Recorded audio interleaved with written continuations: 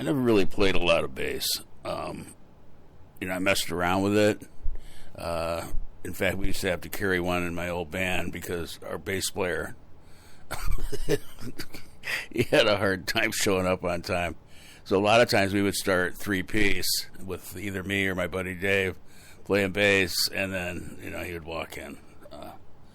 But yeah, that was one of the things was, he can play in time, he just can't keep time. So anyway, but yeah, then I started recording, of course, and, originally I didn't have a bass, so I was doing it with a POG, polyoctave generator for my guitar, and it just didn't sound the same.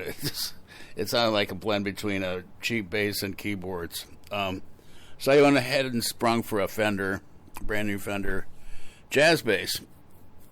I soon found out it's a lot of work to play bass. It's a lot of work. Especially, the old classic Fenders. Those things are, you got to be a man to play those things. So, I could muck my way through a song, of course, and recording, because you can always, just overdub it or whatever. But recently, I've been trying to get a band together, and I got to thinking, well, maybe until I get my band together, maybe I should sub out as a bass player. Because there's tons of jobs for those guys. Everybody who can, swing a dead cat thinks they can play guitar, but nobody wants to play bass.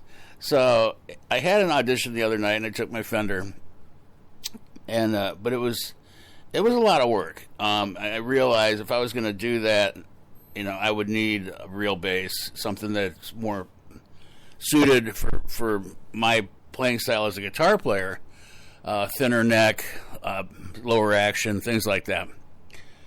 So anyway, I found this. I did some research on it, and this is an Ibanez, SR1200 VNF. It was one of their mid-tier premium lines back from between 2011 and 2015. Of course, it's made overseas. It's an Ibanez.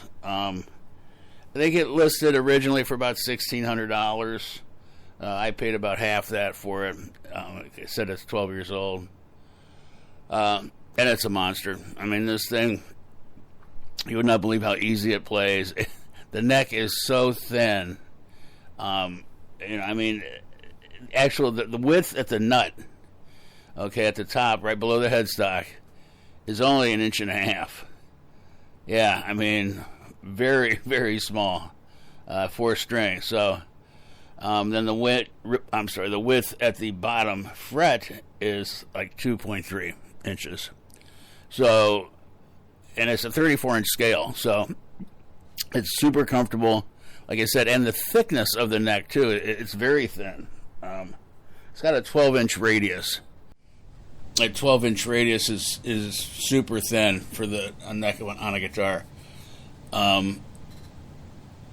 It's actually so thin, the neck itself, that they had to put 2 titanium truss rods side by side inside the neck of the guitar, the entire length, to keep it from just bowing under the weight of the 4 bass strings.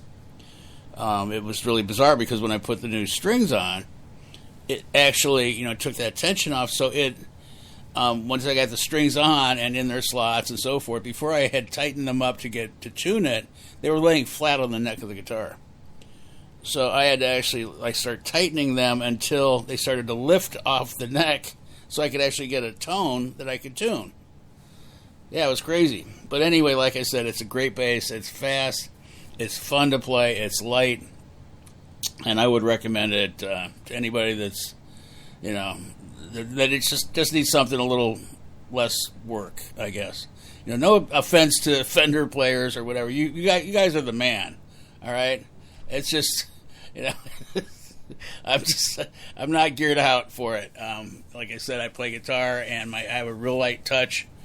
And so for me, playing something like a Fender bass is, it basically goes against everything that comes natural to me. So anyway, that's just my story, and I'm sticking to it. I will be doing some video on how it sounds. So stick around, come back, and thanks for stopping by. This is Rick. I've got my Ibanez SR1200E. This is the bass I just picked up. Like I said, I've been thinking about just jobbing out as a bassist for a couple bands, and I needed something a little more girly than my P bass. That thing's a monster. It's hard to play, and I just picked this one up. I really like it, so I'm gonna put it to some backing tracks. This is just a blues backing track without the bass in C. Here we go.